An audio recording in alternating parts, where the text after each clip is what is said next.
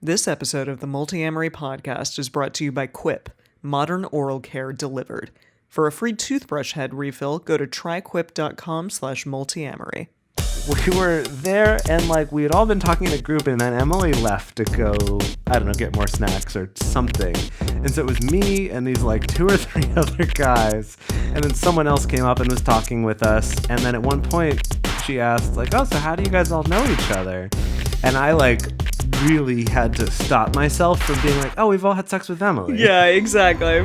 If you're happy with the same old ways of dating, if you enjoy sucking at communication, and you have no desire to improve your romantic life, then our podcast might not be for you. But if you want some out-of-the-box ideas to deepen your current relationships, broaden your sexual horizons, develop a better understanding of yourself, or learn more about non-monogamy, then you've come to the right place. I'm Jase. I'm Emily. And I'm Dedeker. And this is the Multiamory podcast. Songs I know I did,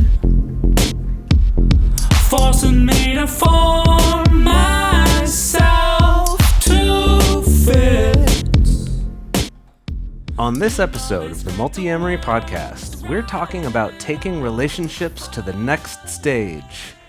The breakup stage, that is. I mean, kind of. The friends after breakup stage, that is. Is that better? Sure. Okay. Friends after breakup stage, sure. So even Google knows that this is a thing. When we were preparing for this, I typed into Google how to stay friends, and it auto-suggested with your ex after that. And this is a topic that is near and dear to our hearts. So let's talk about our experiences, as well as some more general advice about this, some studies about it, and even some things about the people you maybe shouldn't try to stay friends with after you've broken up. Yeah. So our dear Dedeker is not with us today because she is currently in the air. Made it sound like she died. I'm sorry. Our dear Dedeker is no longer with us. I said not no longer, but just Yes. she's not with us at this particular moment in time because she is in the air. She is on an airplane. Not in the air to the beyond. Yes. But just in the air on an airplane. She's in the air, probably somewhere over the Pacific Ocean. Yeah. At this point in time. The Strait of Gibraltar or something. Yeah, maybe. I don't know. Is that a thing? I don't know where that is. I don't know either.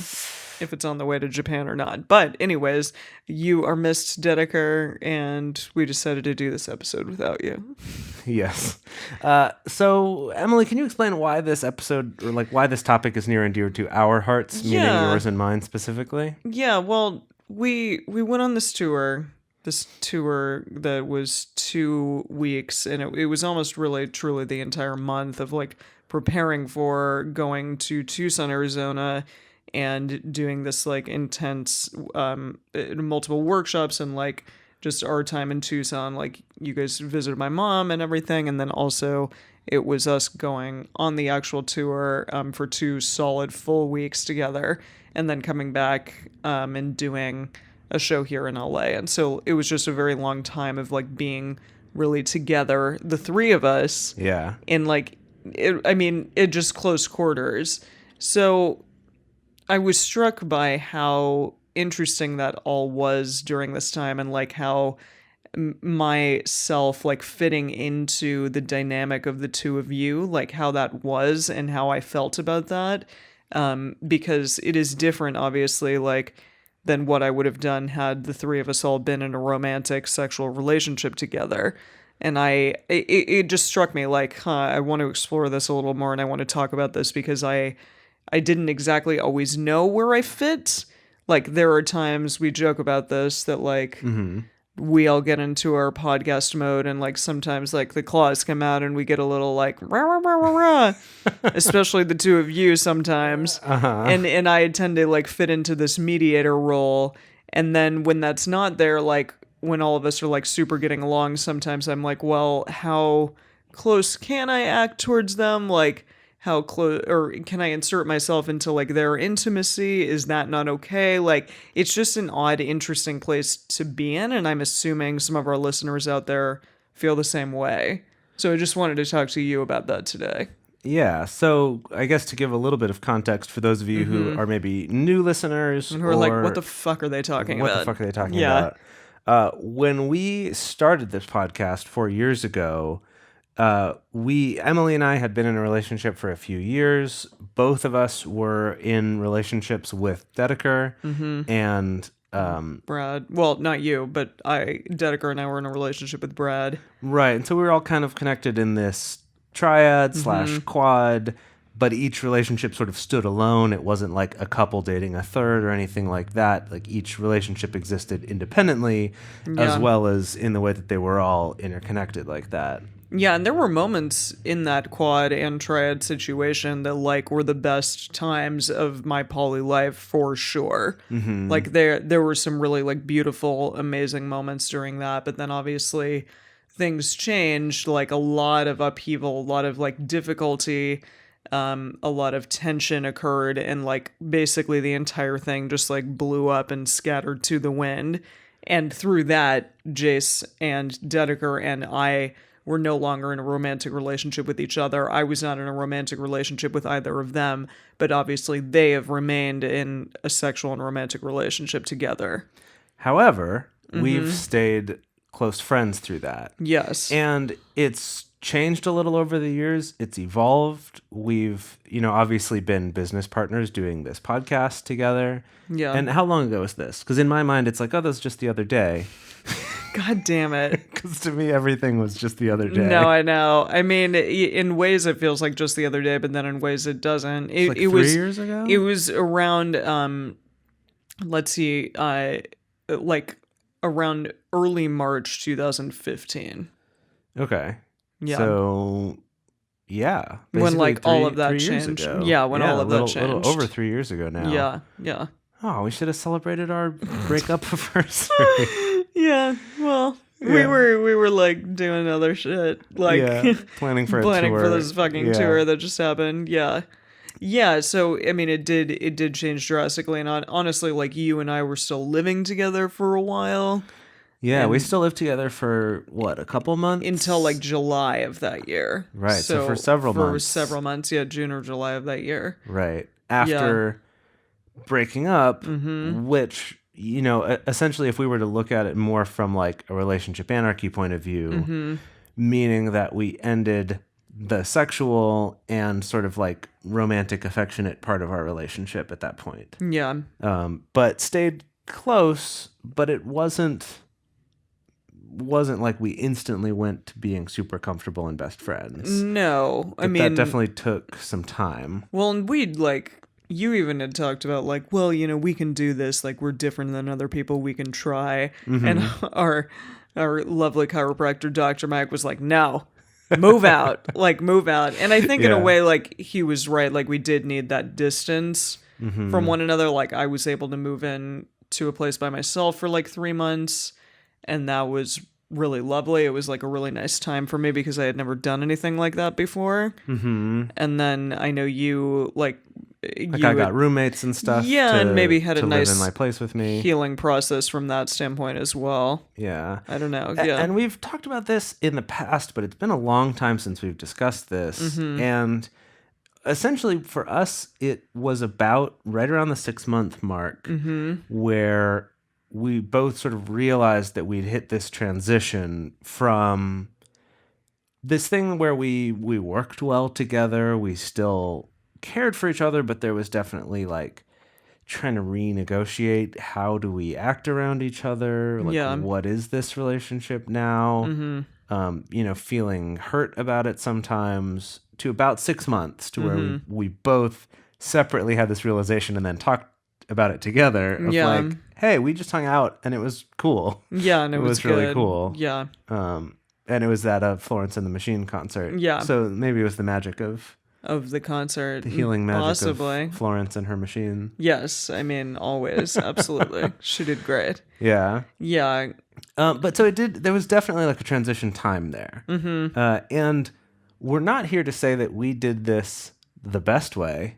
Sure, it wasn't perfect by any means, but I do really appreciate the fact that it's a testament to how we were able to like get through shit and come out on the other side like so well, and that we have such a powerful connection still. And with Dedeker too, I mean, that was a much like shorter relationship for me, obviously, than it was with you, but still incredibly meaningful and powerful in my life, in different ways. But I think that that's really important as well. And I think what's also important is the fact that those relationships have continued Yes, to evolve. to evolve and to grow. I think that the way because I've definitely had breakups in the past, especially when I was younger, where we'd break up and we'd say we were going to be friends. And sometimes we would kind of give it a go at being friends and just kind of wouldn't after a while. Were those like really intense relationships? Like you were engaged for a while. Like what happened there? Did you try to be friends with her? We stayed civil with each other, but it was definitely like I was very hurt by that. I think she was also upset by it. Like both of us were definitely like, no, like we stayed, like I said, we stayed civil. And I think now, like, we're still Facebook friends. Like I'll see her updates sometimes about her, husband and her kids and all that sort of stuff. Wow. Yeah. And part of that's that we wanted sort of different things from our lives, and we've gotten them. So in that way, I don't think either of us are sort of holding out this like, man, that was my one shot at happiness and I lost it. No, of which course. would definitely make that a lot harder, right? Yeah. But in those cases, though, it's like, I barely have any contact with her. That's not something that's, like an active relationship in my life. Mm-hmm. And, I've had other relationships with exes, some of whom, like, I would say that we're friends now, but we don't talk a ton. We're more like kind of old friends, maybe would be a way to think of it. Because it's like, yes, we shared a lot of time together, so we have some closeness, but it's not like we're currently close or that we actively still hang out a lot. Yeah. With very many of those. Now, more recently, you're the biggest example of this for me, of someone who I feel like I'm even closer with now. Sure. Than I was when we were together romantically, partly just because there's been more time. Yeah, like, I mean, we have a huge amount of history. Yeah. It's going on 8 years now. Nice. Yeah.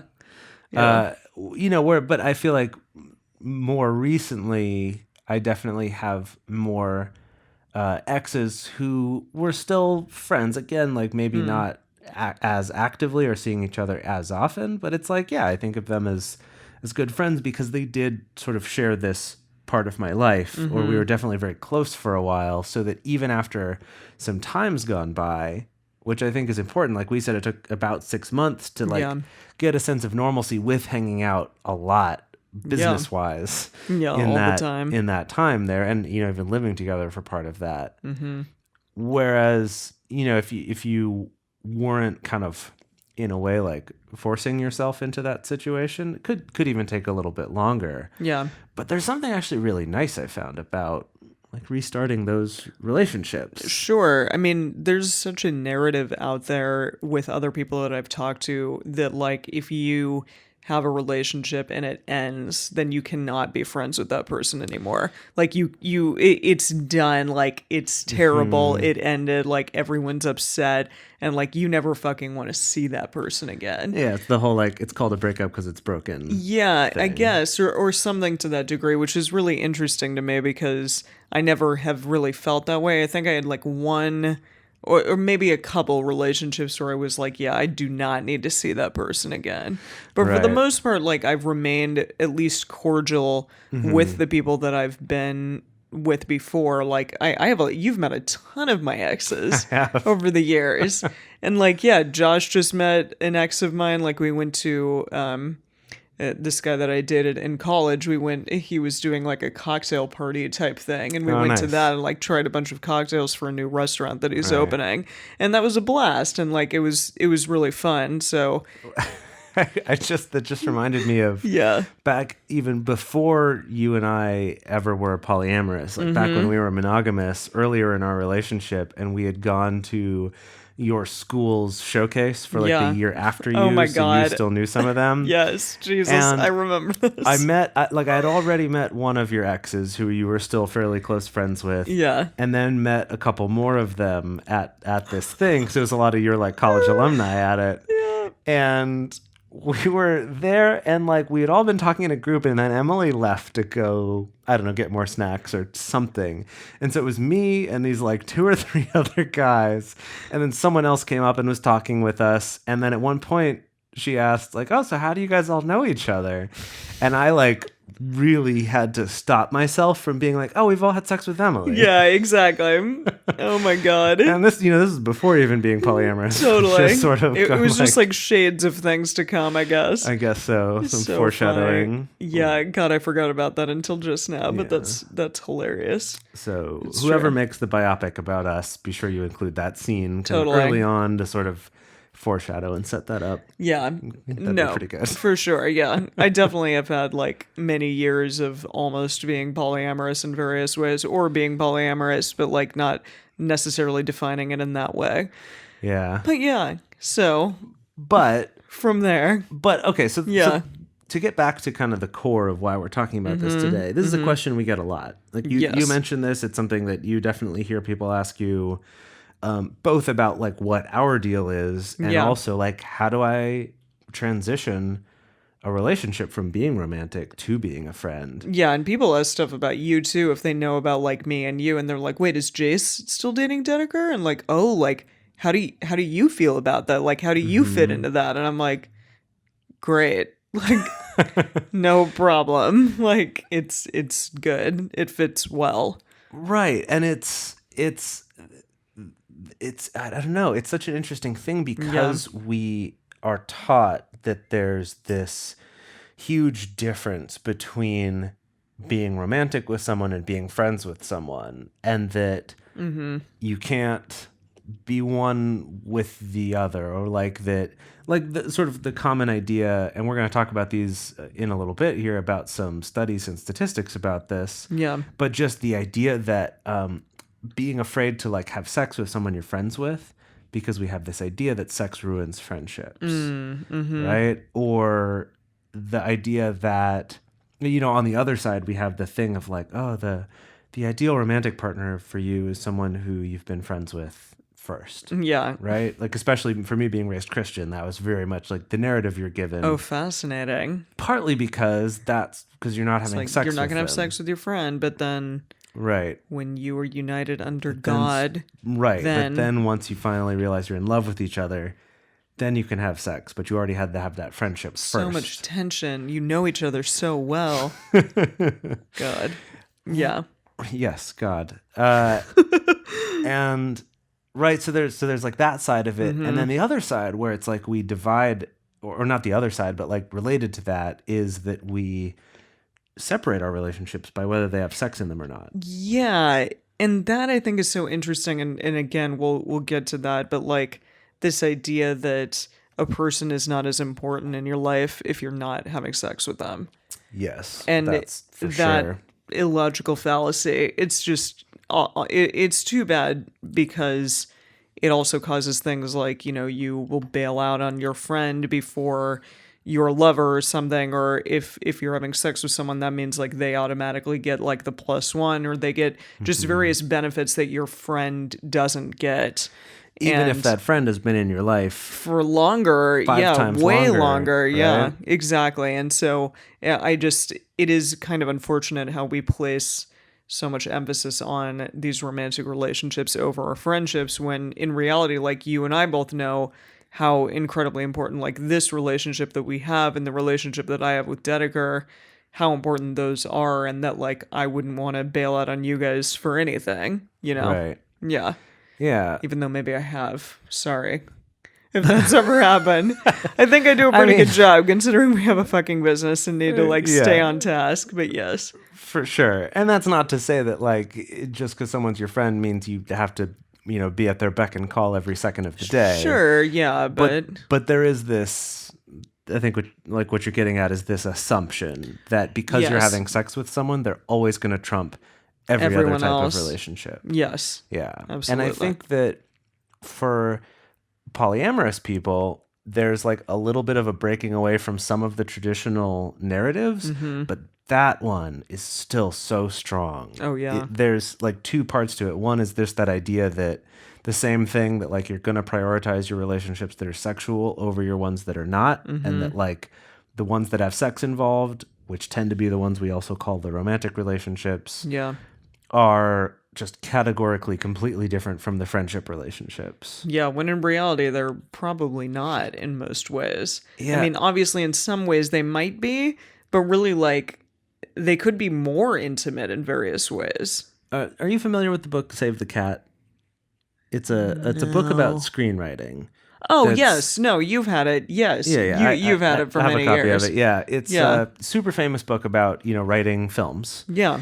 And in it, the author, he breaks down, different genres and talks about sort of key components that need to be in those different types of genres and sort of what tend to make good versions of that and what don't, whatever. Anyway, so one of the categories is a rom-com, right? It's a romantic comedy. And so he kind of talks about how like there's this thing where there's the two characters who are, interested in each other, but often start out like either hating each other or something happens early on that drives them apart. Very much like, who is it? Tom Hanks and Meg Ryan and You've Got Mail. Sure, yeah. Yes. There's like either they start off hating each other or they like each other, but something drives them apart, whether Yes. it's some kind of lie or some kind of like other obstacle or something.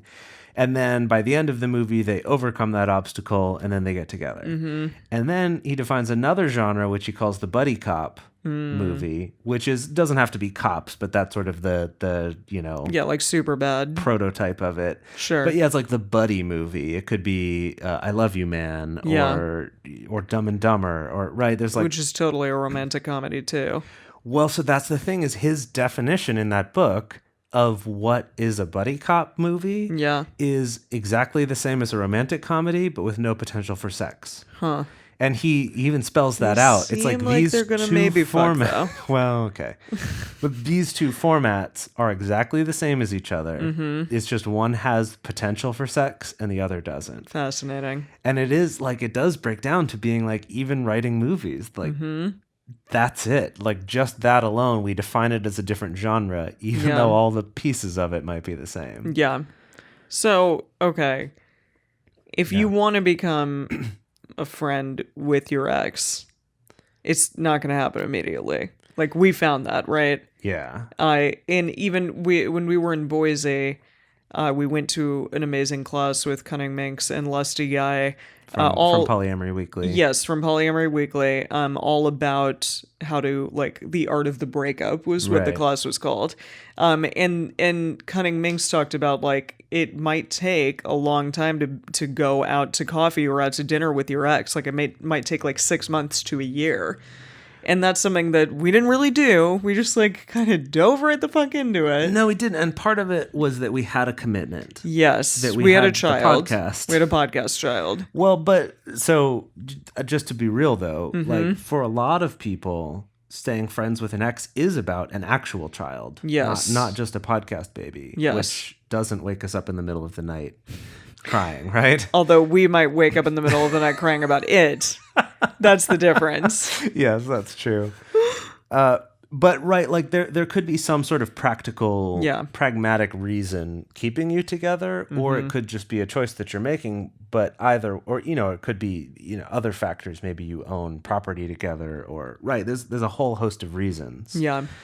But if you don't have those, or even if you do, like the example that Cunning Minx was making was having a breakup and the other person being like, I hope we can stay friends and go out for coffee sometime. And she's like, yeah, absolutely. I just need a little time to recover and kind of regain my sense of self.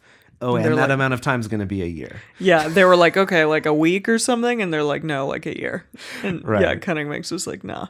And Long time. that might vary person to person a little bit, but I think that a lot of people make the mistake, and I've definitely done this, of feeling like you can just make this very smooth transition from being romantic and like super involved in each other's lives, Yeah. over at each other's places all the time, to being best friends right after that. It's like, oh, it's simple, right? We'll just remove the sex and the romance part, but we're going to stay best friends. But like, how many of us have fucked our exes? You've never done that? I mean, probably.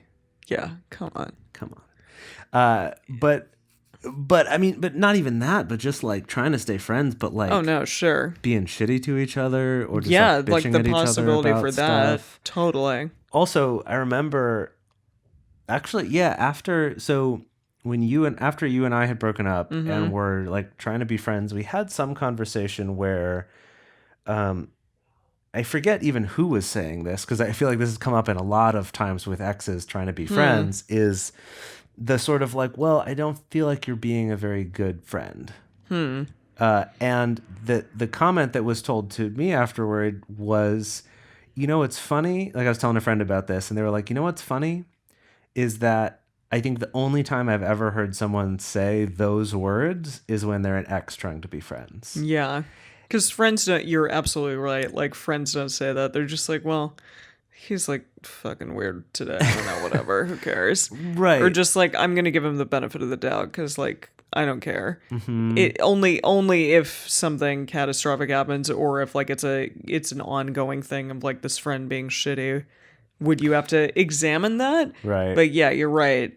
In those types of relationships, it's like, well, what constitutes a good friend? And are you actually just like Yes. transferring on to that person what you believe a good friend or not should be? Well, and I think part of the challenge is recalibrating. Sure. It's yeah. this idea that, like, how do you recalibrate what this relationship should be, going from a romantic and especially, you know, romantic and sexual relationship where it brought with it all this like cultural baggage about how important this should be, how prioritized it should be, all these sorts of things. Whether or not those are things we should be bringing to our relationships is maybe a topic for another time. Yeah. But we still have those. Even if we try to fight against them, they're still culturally given to us. Then trying to be friends, it's this like, what does that look like? How much time is that? Like, what is that? What do Yeah. I get out of this relationship now?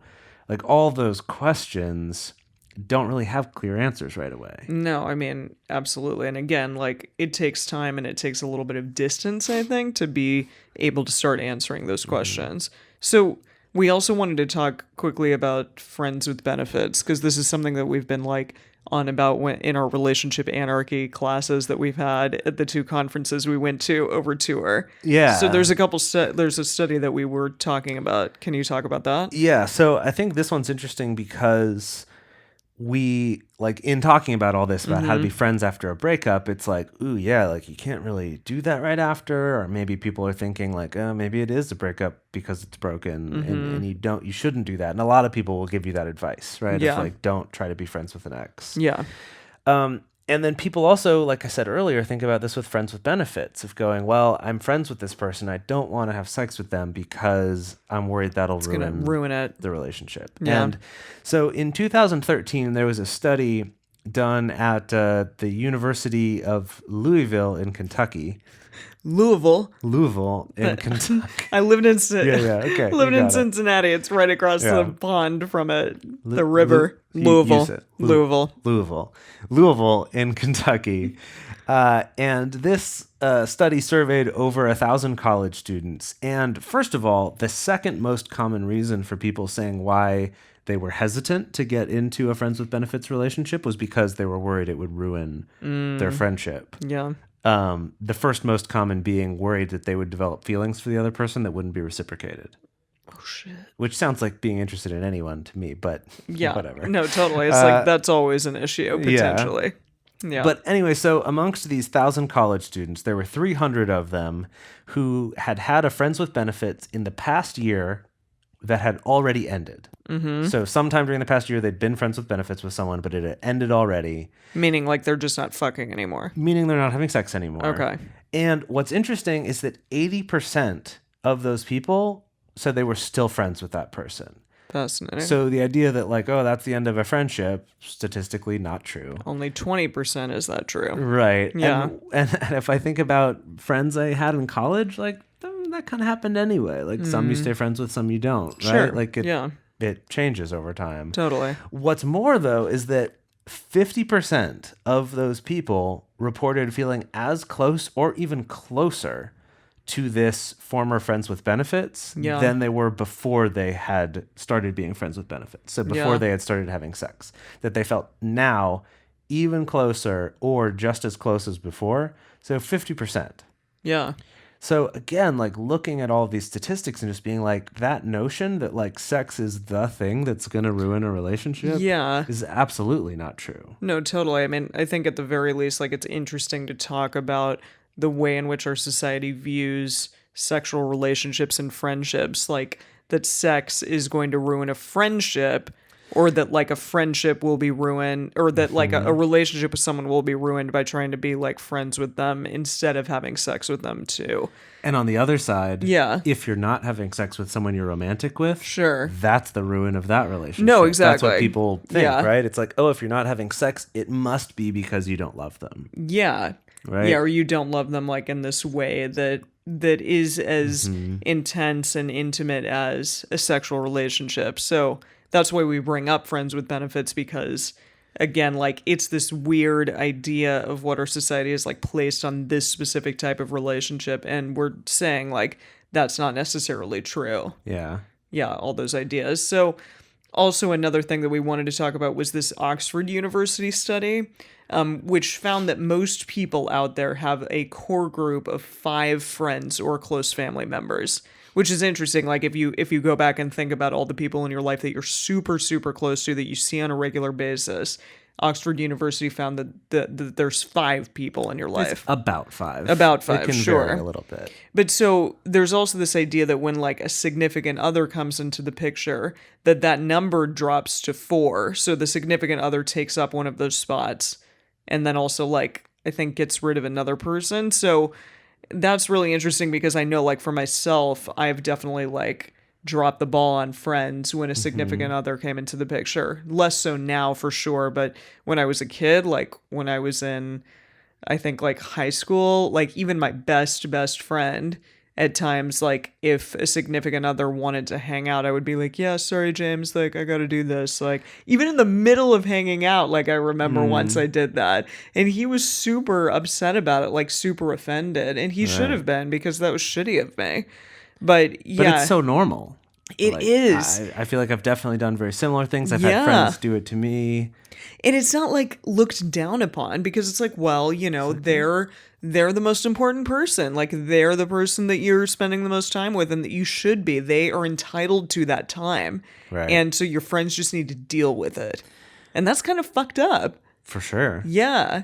So I don't know. It's an interesting idea also, like if your significant other then becomes your friend, like are they making this like lateral move from like one of the 5? They had to take up one of those 5. Yeah. And now they just still stay in that 5. I don't know. But then that's the question of like, well, if another significant other comes in, like, are they going to be the first on the chopping block or not? I don't know. Well, yeah. And I think that is maybe a whole other discussion. But yeah, we've often talked in polyamory about how like love is infinite, but time is not.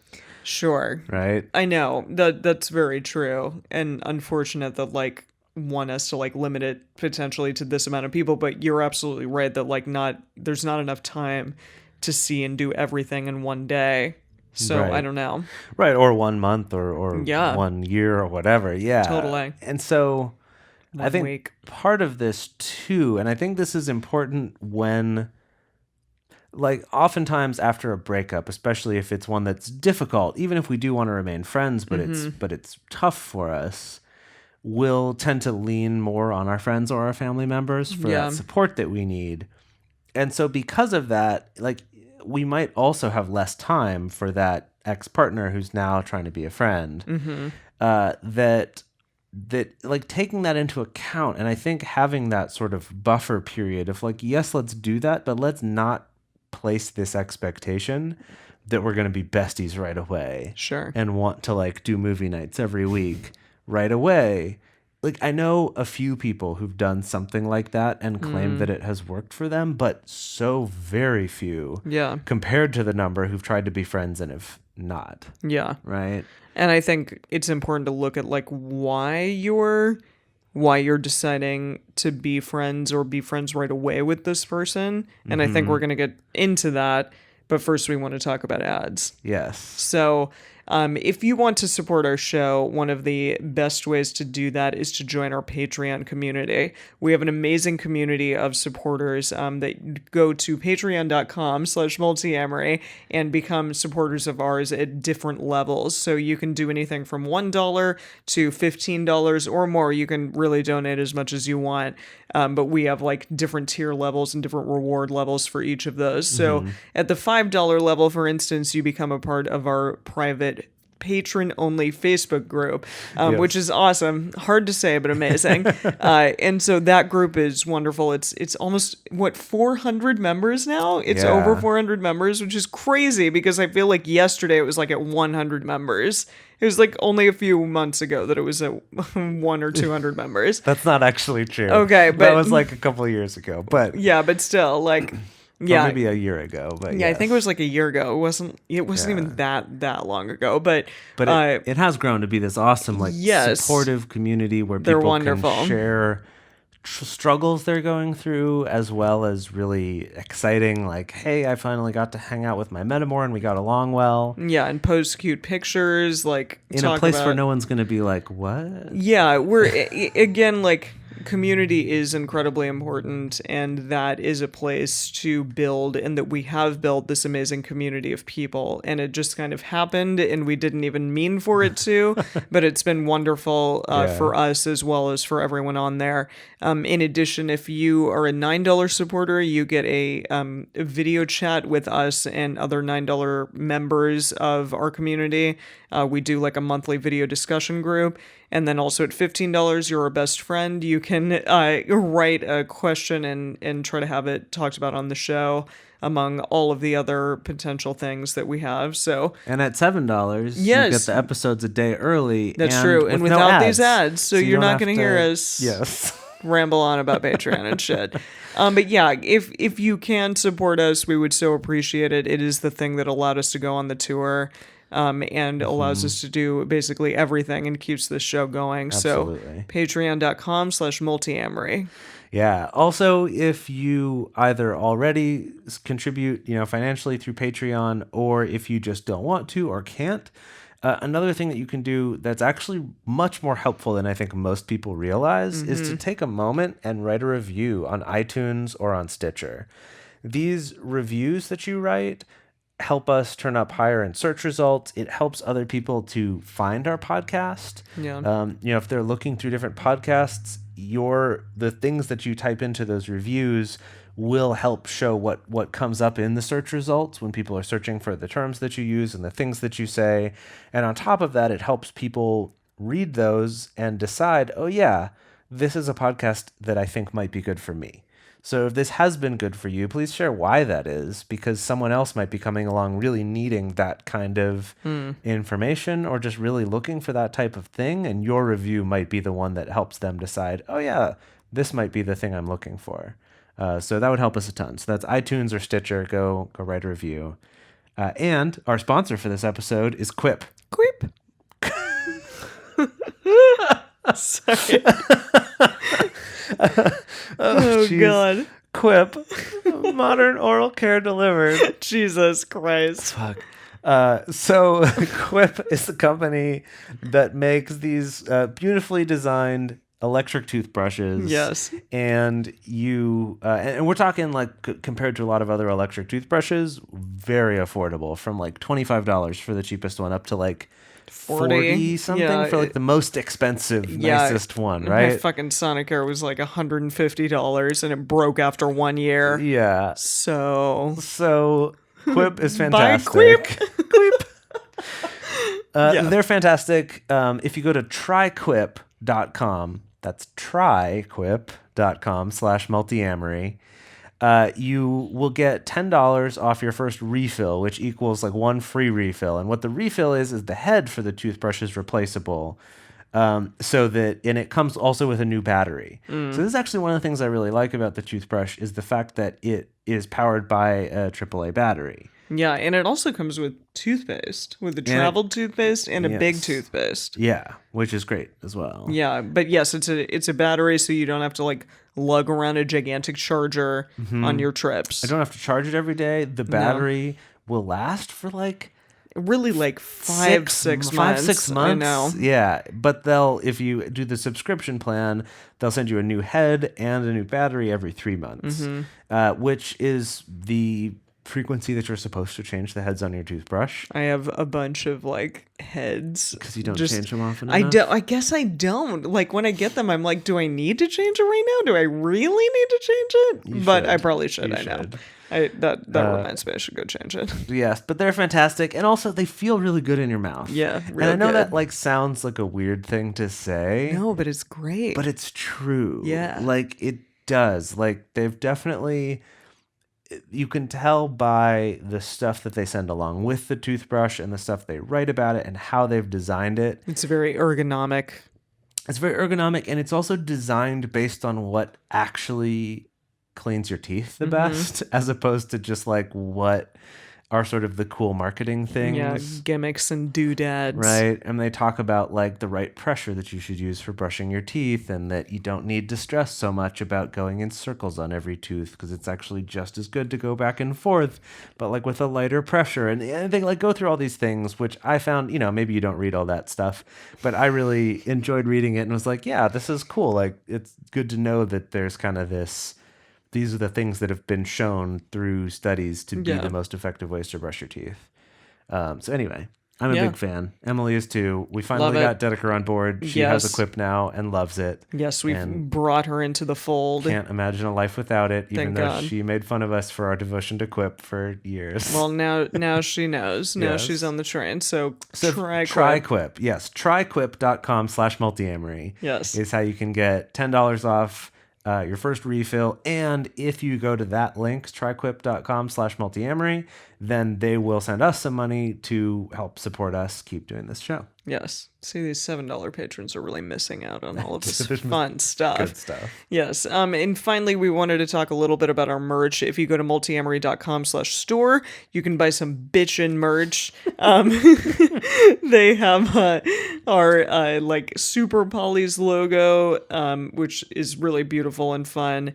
In addition, like various things that do say Multiamory. So if you're out and proud, you can like wear your Multiamory shirt and it says it on there. But if you're not, and you don't want to be like super out about maybe being polyamorous, and you don't want people to know that you listen to a show called Multiamory, then you can wear something that just has our logo on it.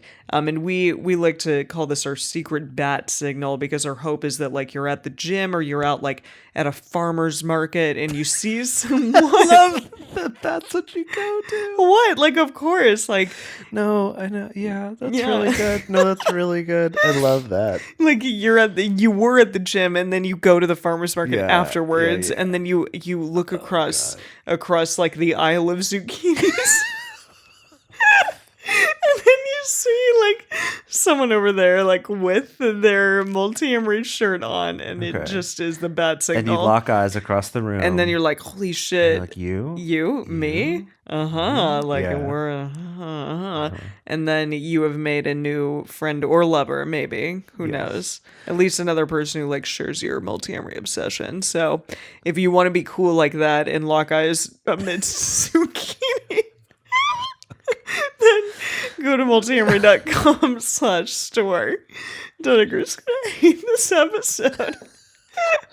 I'm kidding. Sorry, we love you. Oh, man. Okay. Okay. And on to... Let's get back into it. Yeah, it's your turn now. Oh, boy. Okay, so we were teasing this a little bit earlier, but the ideas of relationship anarchy, and we've done a couple episodes about relationship anarchy, which you can go back and listen to. If you go to Multiamory.com, there's like a search bar, and Which it's actually, most people don't know about. Most people don't know about it. It's actually my Skip right over favorite, it. my Yeah. favorite feature of our site, actually. And I didn't even know that when I installed it on our site years ago. But now it's become that. No, it is. Honestly, like anytime someone asks me a question about, have you ever done an episode on this? Or do you have any Shit, resources I don't know. about Let's this? look. I try some things, put them in that search bar. And especially now that we have transcripts for our episodes, it's searching through all of that as well. So we're getting even better results on more recent episodes since we started doing transcripts. Well done, past Jase. Yeah, thanks. But anyway, I highly recommend checking that out. But we've done a couple, and also there's some blog posts on there about relationship anarchy. So that's definitely a good resource for learning more about that. But essentially, the sort of core idea there is taking away that hierarchy that we were talking about earlier, where someone you're having sex with or who you're romantic with is always going to fall into this category that they're more important than anybody else. Yeah. And instead, it's about customizing your level of commitment with all the different people in your lives, with all the different people in your lives. Your multiple lives. All your lives. Your past and future lives. Yes. But yeah, and I appreciate that too, because it can, if like, for example, your relationship in its current state isn't serving you, then you can decide maybe together or by yourself, just like the best way in which that relationship can serve you. For example, like maybe you and I, we were like not as good romantically, but we decided like, hey, let's take the parts of our relationship that really work and continue to work and develop those. And that's exactly what we did. Yeah. Which is fantastic. And that those can change over time. That's true. Like nothing is finite. Nothing is like, well, it's all dynamic and nothing is static. That's what I'm getting at. Yeah. Yeah, that like even something like that about like how your romantic life is together, or maybe how your sex life is together, or maybe how well you do at living together. Sure. Right? There's a lot of things that maybe at one point in your life might be a good fit, and at another point in your life might not be. So maybe right now that's not a very good fit. That as long as you're able to work together and to talk about those things and to give each other space when you need it, and not try to force each other into a certain type of relationship, like we were saying about that, like, well, you're not being a good enough friend, that kind of thing. That like there's that aspect of it. But also, like, in the future, you might be good at those things again. For whatever reason. It might be circumstances in your life out of your control, or it might just be changes in your own life or in their life. Yeah. But the fact is that those things can change. Yeah. And as long as you're willing to give each other that space for those things to change, then they can. Yeah, I mean, this is a very, like, intentional way of doing relationships. Because, again, it doesn't, like, it's not any prescribed thing that says, okay, we're moving upon this escalator. And, like, I think you talked about this, that your brother once upon a time was like, well, if I don't move in with this person, then that means, like, the relationship's over. Right. But, for example, you and I moved out and weren't together anymore, but we still, like, continued our relationship in a different fashion, but it still was there and still was really meaningful.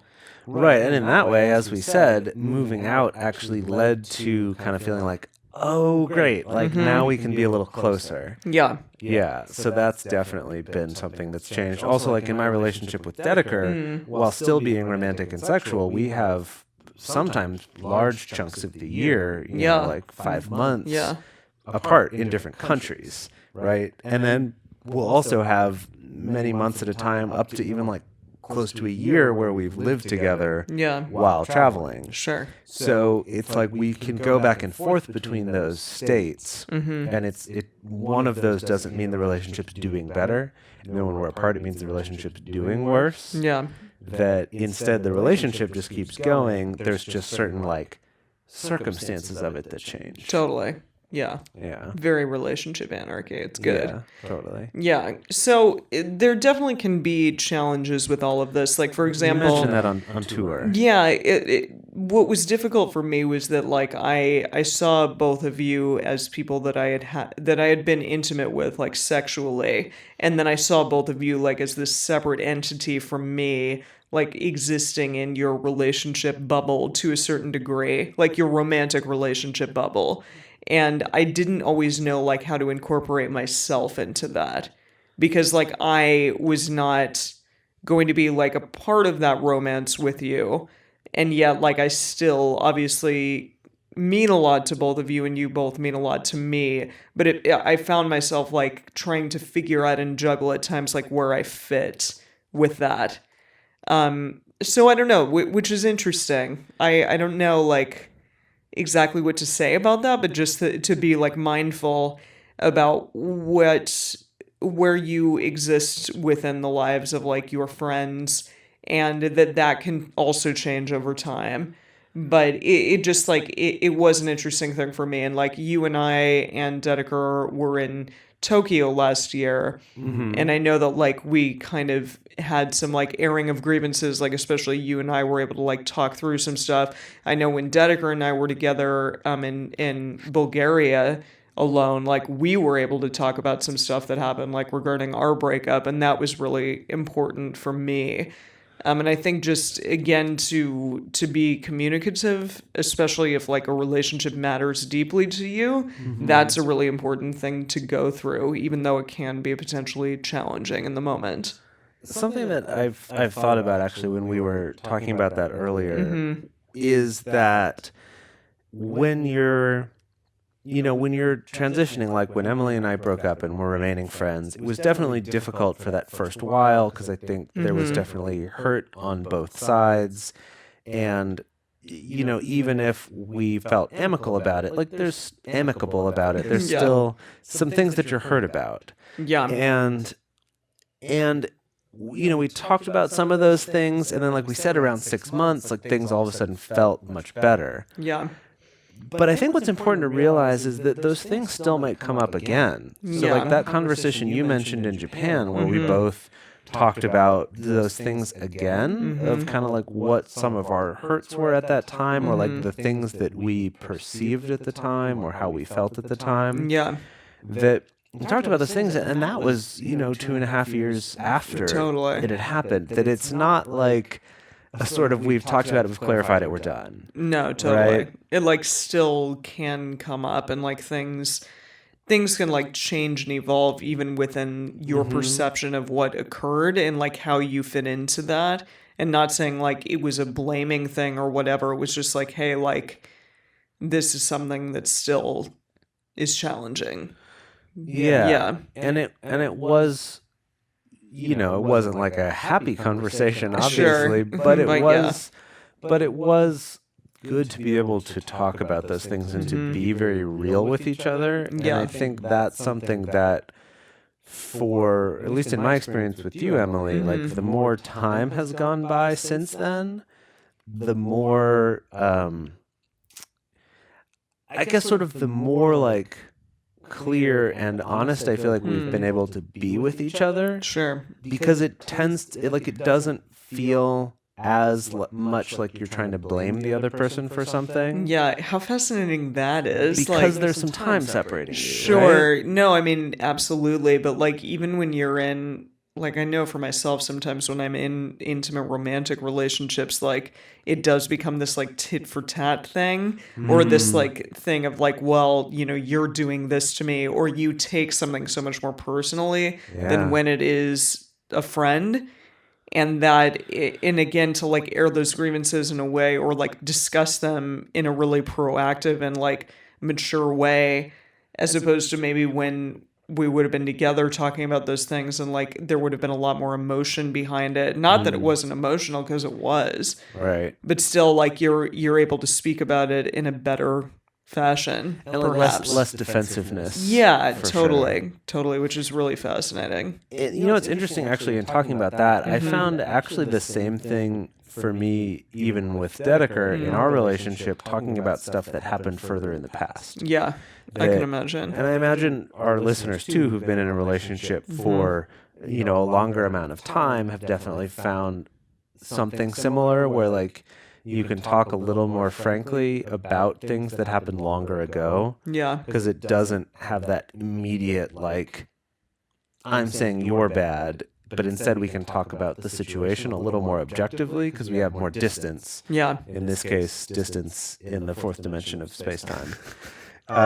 Yes. Yes, I get what you're saying. Yeah. Yeah, because like Emily was saying, and we won't get into all of this now, but like around that time, 3 years ago, there were a lot of changes and a lot of like difficult things that happened in all of our relationships, each with each other and also with Brad and other people in our lives, that like a lot of things really got shaken up around that time. And Dedeker and I are also able to talk with each other much more frankly about that now. Yeah. And like really honestly help each other understand ourselves better by saying, well, this was my perception of what happened then, and these were things that I noticed happened. And, whether that's like because I'm seeing a similar thing with you now, or I'm noticing how different you are now, that we're able to have those conversations in a way now that we couldn't a couple years ago. That's when great. It was fresher. Yeah. Right? Yeah. And I've definitely found that with you and I, Sure. like you were just talking about, that we were able to, to talk about all that. To Yeah. like really be honest about kind of the hurts we were still holding on to. Sure. And allow each other that time to talk about that. Yeah, and to process it, which I think, again, it can be a really important thing for our listeners. I'd like to think, just to give yourself time, but if you still do have a relationship that is out there that you hold on to and that you're friends with still, and things like this come up, like maybe that time will give you the ability to talk about it in a better fashion, or just like a less intense, less emotional fashion, maybe. And I think that's part of the importance of giving that space too. Yeah. And allowing that Oh, for transition sure. to happen. Even on like a super micro level, like in disagreements that you have with anyone, like giving a little bit of space, which for me as spewer is really difficult in the moment, but it can be very good. It can be very good to like give just a slight amount of space. And this brings us to the question of why stay friends with an ex. Yeah, exactly. Like, I don't know. I mean, there are a multitude of reasons. Like, obviously for you and me, we wanted to, like, we made that a priority from the beginning. We were like, no, like, we still want to be in each other's lives. Like, there's still so much good here, and we don't want to let that go. And I think there were a number of factors, right? There was Yes. that. There was the podcast. There's still a lot of good here, but then there was also a sort of a logistical thing of the podcast. We still had this together. Which was very young at that point, but we knew that we wanted to continue it, and we really were committed to that. Yeah. So we found this study when I typed into Google earlier how to stay friends with an ex. An ex, yeah. And one of the studies that came up was a 2017 study that came out of the University of Kansas. And this particular study was looking at people who have stayed friends with an ex or have tried to stay friends with an ex. And one of the things they found is that through some surveys that they did, they identified 4 main categories, like 4 main reasons why people will choose to remain friends with an ex. So the first of those is security. And by security, they mean like, I don't want to lose the trust or the advice or the friendship that I have with this person. The next one is practical. And that's like we were talking about. You have a podcast together, or you have a kid together, or you own a house together. So ours was like both of those things a Right. bit? So I think we had both of those aspects in ours. Yeah. The third one is civility, which is more like, well, I don't want to hurt this person. I want to be kind to them. I think there was an aspect of that one as well. Sure. And then the fourth one is unresolved romantic desires. And this is you decide to remain friends with an ex because you still feel like you're in love with them and still want to be romantic with them. And so, first of all, they identified these 4 reasons, and like we were saying, you might have some of each of those, but if you get really honest with yourself, you might see, like, I think I'm definitely more in this category than another, you know? Yeah, I mean, definitely like former or parents who For sure. still have kids. Yeah. They're Yeah. in one specifically, probably for a big reason. Right.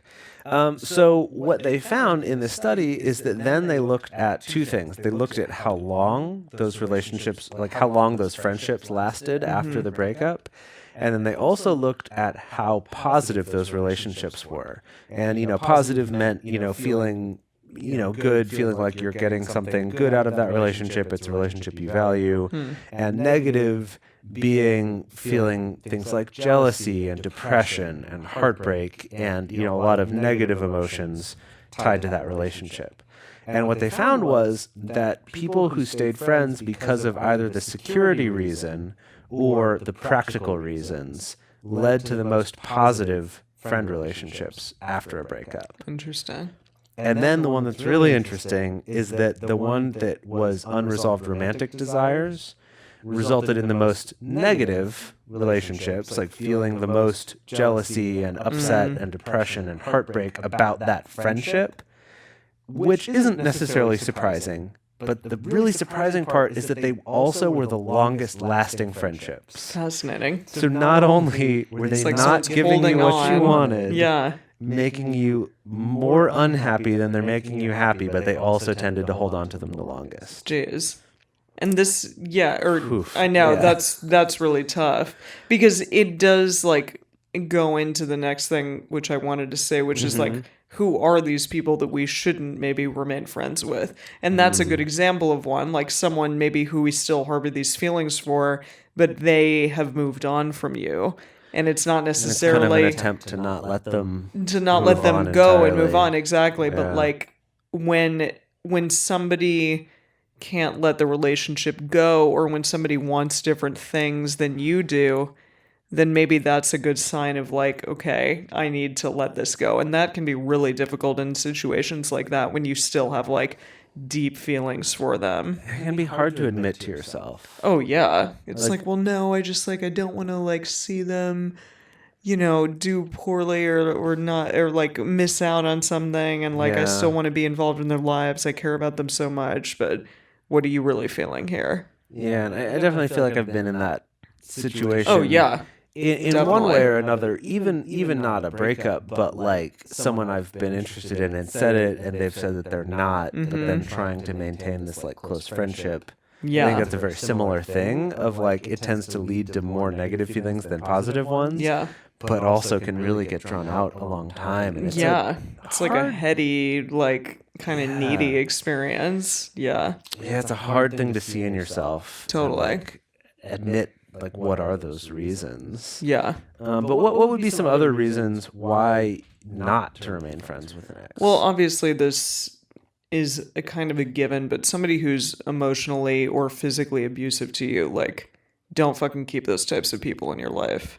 And it's interesting because I had a relatively emotionally abusive ex who I ended up having to live with the year afterwards in college because we had signed a lease over the summer and then broke up over the summer and then got back to school and had to live together in this place. That's why we say don't sign anything in the first year. Don't sign anything. Just don't. Yeah, that was a bad idea. But he ended up after some shit really went down and he was we were both really upset and it was clear that he was relatively emotionally abusive. He ended up apologizing profusely to me. And I really did appreciate that, and I still have him in my life to a degree because I think that he understood the way that he had treated me and that he had been emotionally abusive, and that was a really bad thing in my life and in his, and he apologized, and I really commend him for that. But that's definitely a minority of cases. Yes. I mean, I'm assuming, I don't know. I'd like to think that people have the wherewithal to say wow, I was an asshole, but I don't know if they do. Well, that's the thing is in truly abusive relationships, Sure. especially if it's a systematic thing that person is doing, it doesn't tend to go that way. Yeah, you're right. That it does tend to be something that will just continue whatever type of relationship it is. Yeah. And I think that what gets people caught up is that they feel well, if I don't stay friends with them or if I don't stay in a relationship with them, that somehow I've failed. Yeah. And we have this idea that, like, if a relationship fails, it means you're a failure. Sure, that's true. I think it's a big part of, especially like for me, a lot of relationships I've stayed in longer than I've wanted to is because I didn't want to fail at them. Interesting. Because I definitely was taught this idea that, you know, like we praise relationships for how long they last, not for how good they are. Yeah, that's true. Like, Right? oh my Someone has God, a Grandma and 50th Grandpa anniversary. were in a Right. relationship for 60 years. Wow. But they Right. don't like talk to each other ever. Well, that's the thing. I mean, maybe they do, but we don't stop to ask that question. Yeah. We just go, oh, congratulations, or oh, wow, that's so amazing, or oh, that's so romantic. Like, just lasting is the thing that matters. Like, Yeah. That's the reason to do it. And that's the advice I would get from my grandparents about that sort of thing. It's just like, that is all that matters. And if you're not doing that, you just haven't either matured enough or don't have enough faith in God or, you know, haven't worked hard enough or something. Right? Yeah. Yeah. Yeah, I don't know. Like, who else would you not want to be friends with after the fact?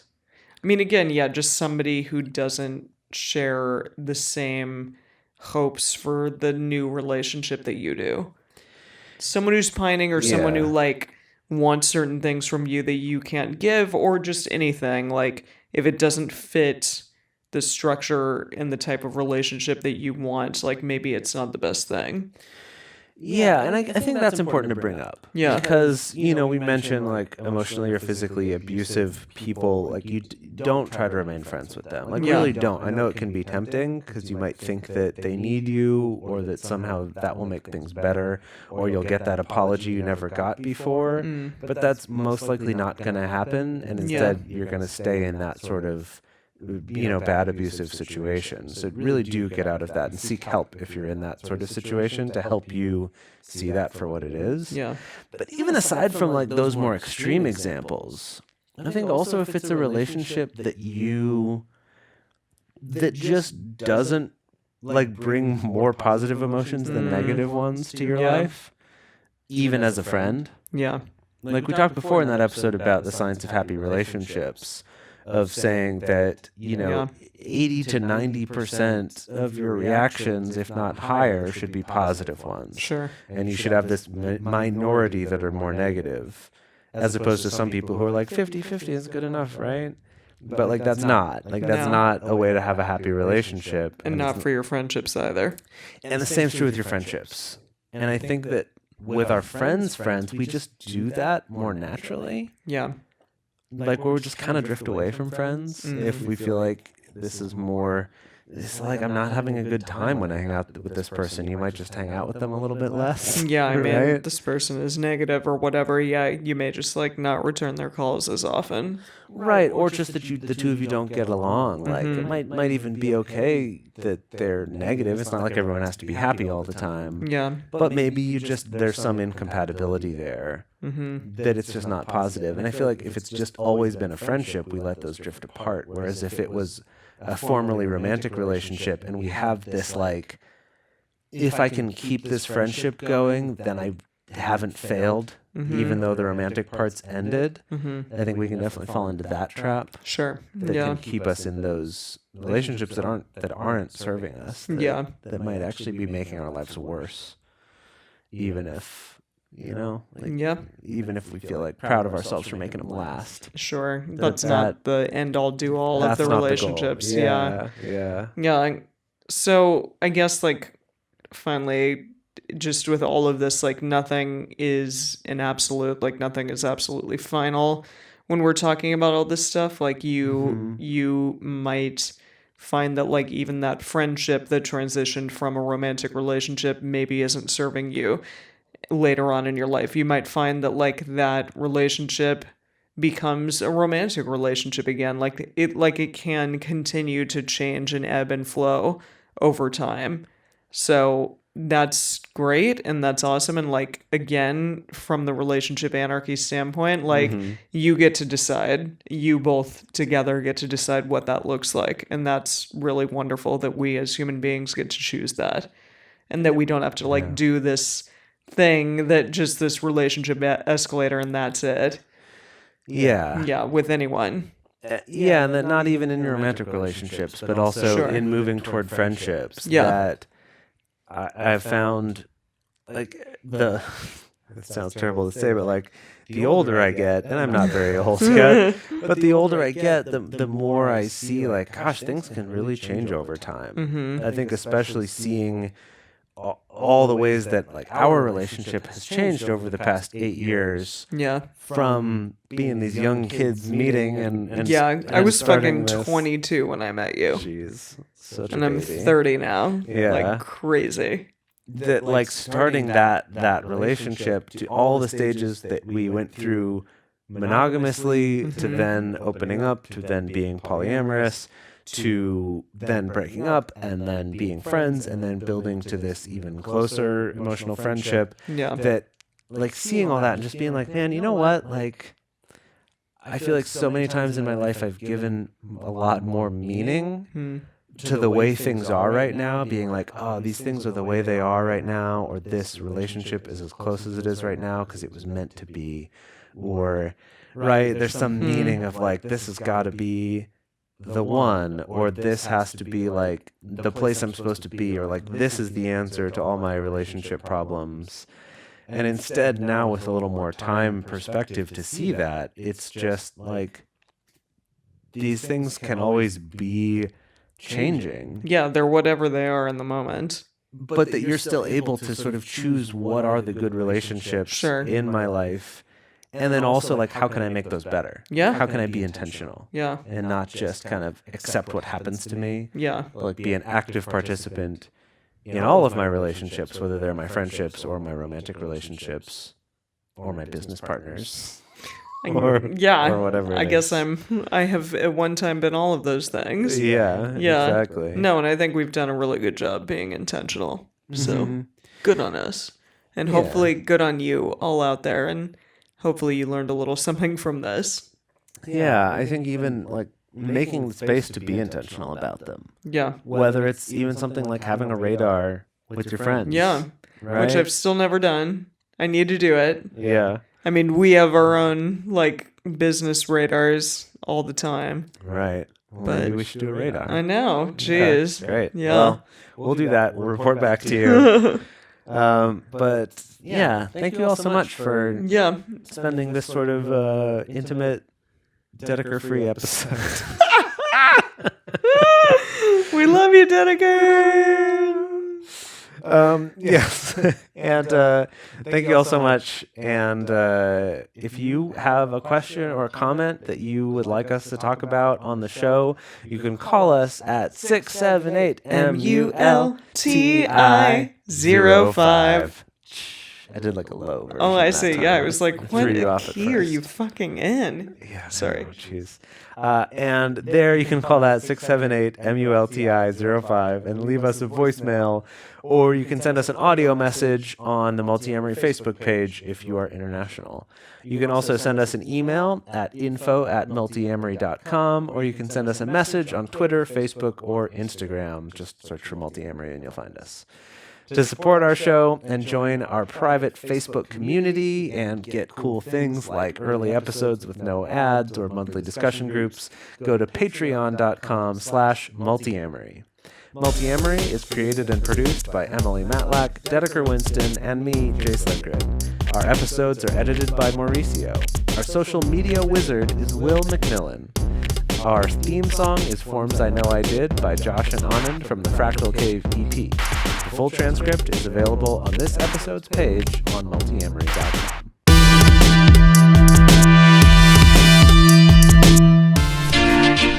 Life on the Swing Set is heading to paradise for the 7th time, and once again, we're taking over Desire Resort Riviera Maya in Cancun, Mexico.